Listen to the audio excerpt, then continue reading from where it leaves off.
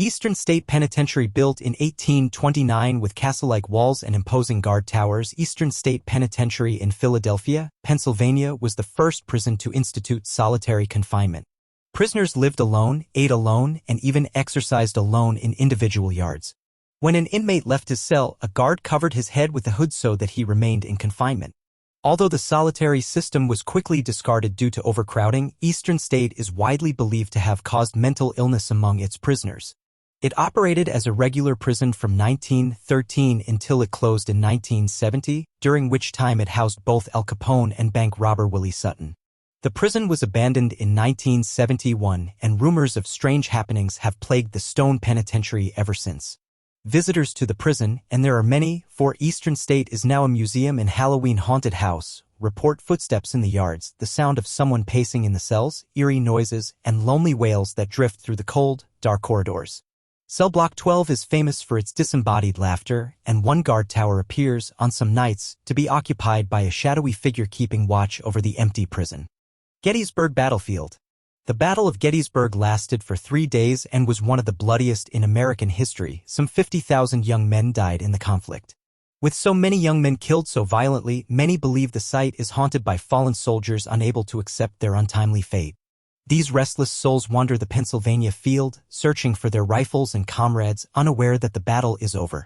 The Tower of London. Erected by William the Conqueror in the 11th century, this former political prison and place of execution has long been viewed as one of the most haunted buildings in the British Isles.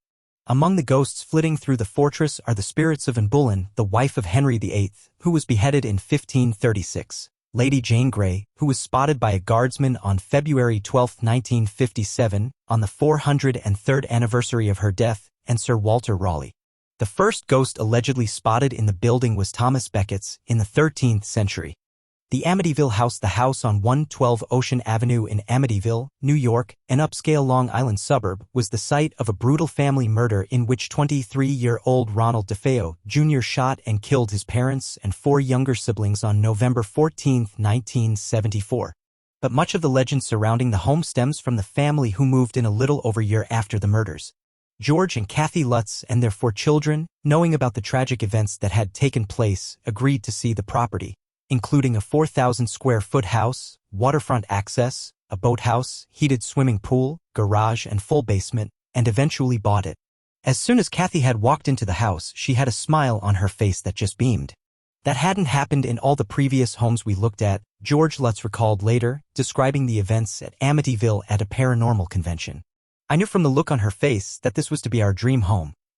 Soon after moving in, though, things changed dramatically.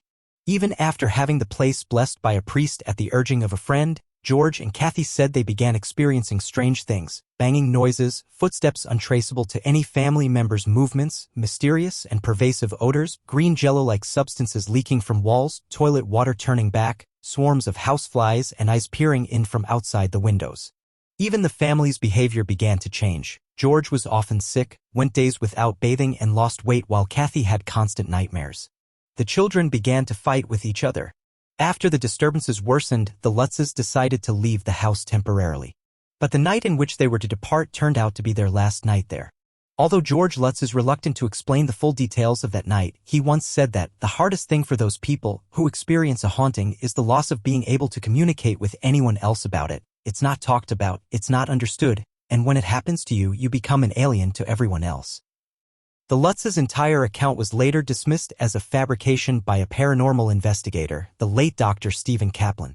Ultimately, Kaplan said, George's stories of haunting were too wide-ranging and probably stemmed from a pre-existing obsession with the paranormal.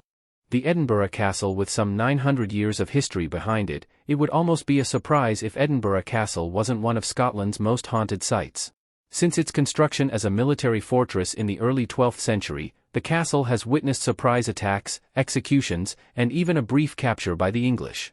Reincarnated as a tourist attraction, Edinburgh Castle now offers haunted tours of its dungeons, which once hosted the likes of Duke Alexander Stewart of Albany, who escaped, stabbing his guards to death and then burning their bodies, Lady Janet Douglas of Glamis, accused of witchcraft and burned at the stake, and an unnamed piper who once wandered down one of the castle's underground passages and never returned. In 2001, Edinburgh Castle became the site of one of the largest paranormal investigations in history.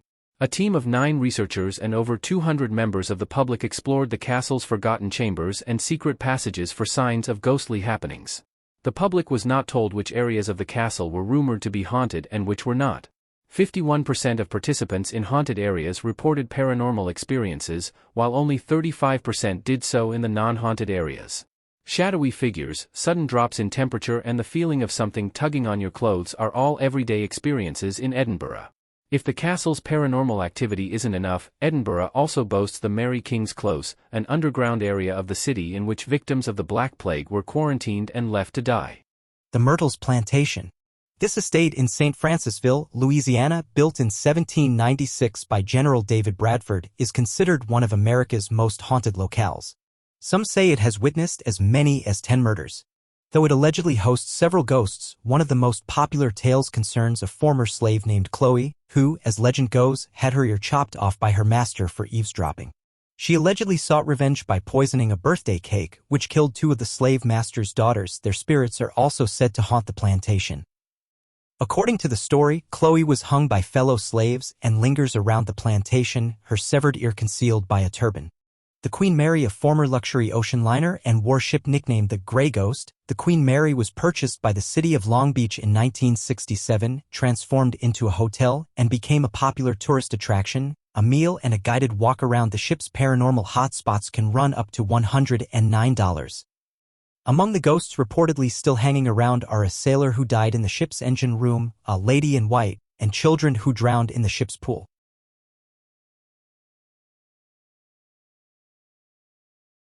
The White House. America's most famous residence is also allegedly one of its most haunted.